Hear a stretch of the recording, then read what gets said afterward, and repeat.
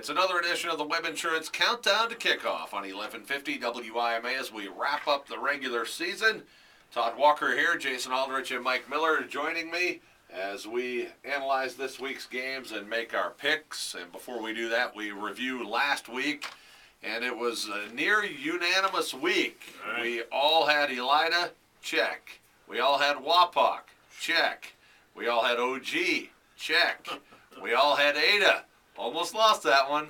Check. Right. St. John's Marion Local was the difference. Huge matchup, and would have been difficult to choose, certainly, unless, more than our own insight, Todd Walker, someone would have this extra little tool to assist in their selections. What would you... Oh, the coin. The coin. All these and the coin flip. Feel the power, baby.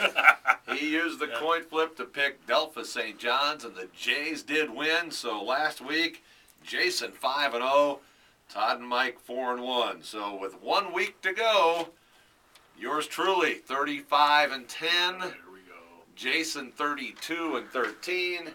Mike 30-15. So we've got 1 week to go. You're going to have to blow up for us to have a chance, Todd. Well, I didn't want to say that, but yes. Let's start with our game we're carrying tonight, one of the two championship games, if you want to say. It's Ada at Lima Central Catholic. The first time we've done the T-Birds on WIMA this season. They've had a huge game at the beginning with Delphos St. John's, a huge game at the end with Ada, a lot of cakewalks in between. I guess, to me, that's the major worry about LCC. Now, they had a relatively good test at Bishop Reedy, but really, it's been a stroll through the Northwest Conference till they get to Ada.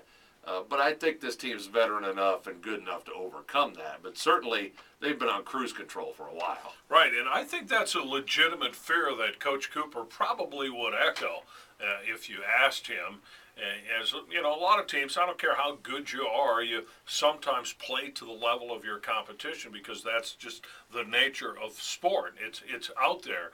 But my sense is that with the Lima Central Catholic people that I've spoken to this week, that they're actually excited about a quality opponent. They're looking forward to be challenged because they have had some somewhat easy games on paper, but personally, I think that's more of a tribute to how good the T-Birds are, both offensively and defensively. But tonight with Ada can score, Ada can do some things. I don't think Ada can stop the Central Catholic offense. To me, that's going to be the real issue. And home game, it's Lima Central Catholic, maybe big. Yeah, I'm taking the T-Birds too, and I'm with you, Mike. I think they're going to win by at least 2 touchdowns, and that's not denigrating Ada.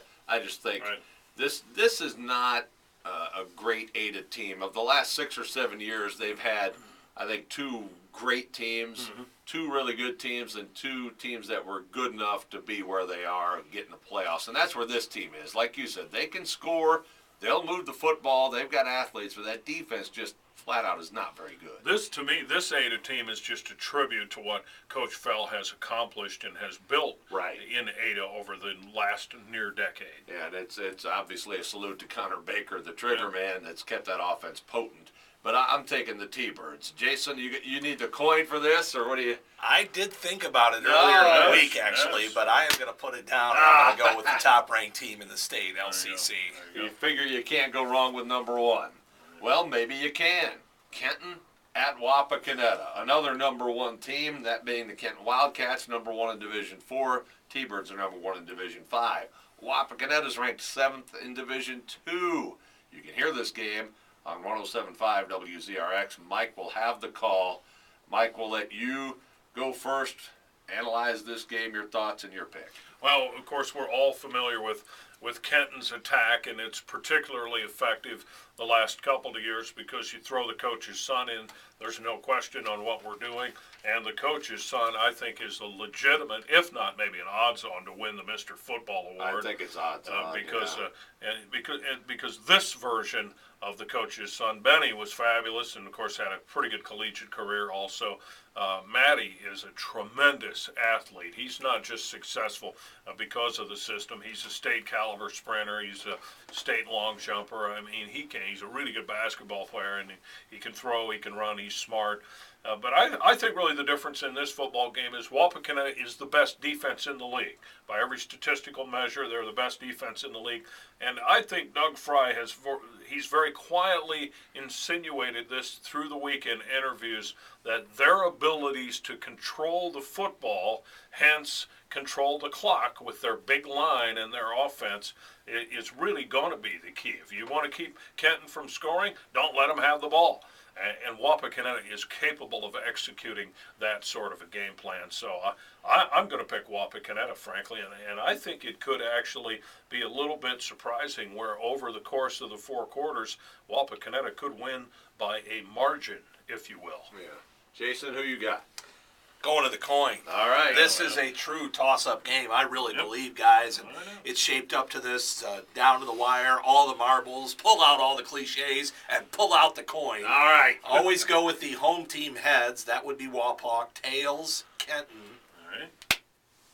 That's tails. I'm going with Kenton. All right. Well, I'm going with Wapakoneta for many of the same reasons Mike talked about. I think Wapakoneta is athletic enough defensively to take away some aspect of what Kenton does.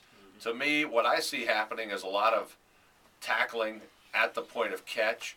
Kenton really counts on that run after catch, and they count on Matty scrambling. I think Kenton is athletic enough to manage that, or Wapakoneta's athletic enough to manage that part of it, and Kenton's defense really has not stopped anybody that can run the ball. And Coach Mike Mock admitted that.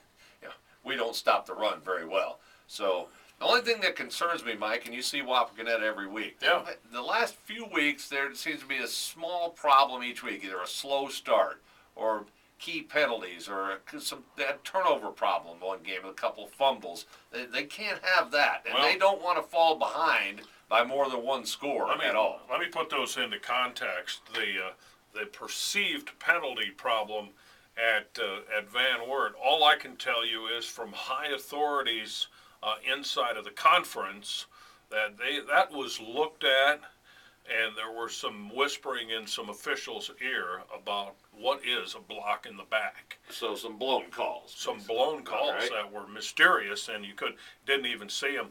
And the perception from Shawnee was completely misbegotten. That was a 14-0 football game. Wapakoneta got out of the gate 14-0. Shawnee had an admittedly very impressive second quarter, and Seth Rosenbell himself made a fantastic 16-yard touchdown run that dragged 3-4 Wapakoneta guys with him. It was unbelievable, frankly. But really, from then on, Wapakoneta dominated. So I think your perception may be largely drawn through snapshots of the Friday evening, during the evening, and that really, I don't put a lot of volition to it, to be honest with you. Not because I do the Wapakoneta games. I'm going to have to disagree with what your perception is. Well, I'm picking Wapak. Right, I'm just saying those are a little bit of a concern that, there were little issues in the last few weeks. Let's go to Elida Defiance. Elida really rolled Salina last week. You heard that here on WIMA. Elida has to win tonight to make the playoffs for the second straight year. They could get a home game if things break right, but if they win, they're in. Battle of the Bulldogs. Who you got? Lida's going to the playoffs, Todd. Their defense is better than Defiance. Their offense is markedly better. And Elida, since they tasted the playoffs last year, they know how exciting it is to be in that sort of a situation. And plus, they're at home. It's a final home game for some seniors, not the least of which the veteran quarterback. And I think Elida will win big, frankly, against Defiance tonight. Really, no question. I love these same nickname matchups because you can't lose. I'm going with the Bulldogs. Don't try that. Elida will win tonight. Elsewhere, Did you pick? Yeah, I'm picking Elida. Okay, I guess I didn't pick. Just I thought to I make did. sure. You're right. I'm Right. taking Elida. There you go. Sorry about that. Gotta watch the moderator. Yeah, you do. You gotta watch. It's sneaky. Let's go to the MAC. Coldwater at Minster. Coldwater in the playoffs. Probably won't get a home game even if they win tonight. Minster controls their own destiny. All they got to do is beat the Cavaliers. They're in the playoffs now. They could get in even if they lose. But you look at Coldwater, they need this to share the MAC title. Minster needs this to solidify a playoff berth. This is a very interesting matchup to me, but I hardly ever pick against Coldwater. I'm taking the Cavaliers. I'm going to actually choose Minster, Todd. One, it's helpful that it's a home game for Minster. Two, Minster and this current coaching staff, they proved it last year, and they've sort of held with that this year, that they are an improving team through the year. Their best football is later in the year, and Minster has played pretty well as of late, although I think they lost to Versailles last week, I believe. But nevertheless, Minster's 7-2. They're nobody's slouch in a really good league. 6-3. Sorry about that. Again, I just think Minster, if you look at the comparative, plus Coldwater can't score all of a sudden. What's going on with the Cavalier offense? I'm going to take Minster. I like the home field, and I like what this coaching staff has shown us here in the last few years. A mild upset. I guess in order to gain on you, Todd, I would have to take Minster, but I'm not going to. I'm going to pick Coldwater. Well, you still got to get it right. Right. Plus, I really like Minster. I have so much fun down there every year for Oktoberfest. Right? Yeah, So. just don't ask who's Alice. Final pick, Jefferson at Spencerville. This is a great rivalry that has a lot of I hate you, you hate me to it that people don't realize. This is one of the most heated football rivalries, and Spencerville needs this win and some help to get in the playoffs. And unfortunately, the gruesome injury to Nico Molina last week, I think, severely hurts Spencerville. He was really their speed guy, their big play guy. And I like the Bearcats. I love their turnaround this season, what those guys have done. But I'm going to pick Jefferson tonight to knock them off. You know, I'm with you on that also. I'm going to choose Jefferson. Jefferson has been very close in a lot of interesting games this year with some good teams. And this matchup is so important to these teams as rivals go. This is no love in this deal at all. So I am going to pick Jefferson. I think losing Molina is going to rattle Spencerville big time because he's been coming on and he's been one of their season-long most consistent performers on both sides of the ball. Yeah. And so I'm going to have to pick Jefferson also.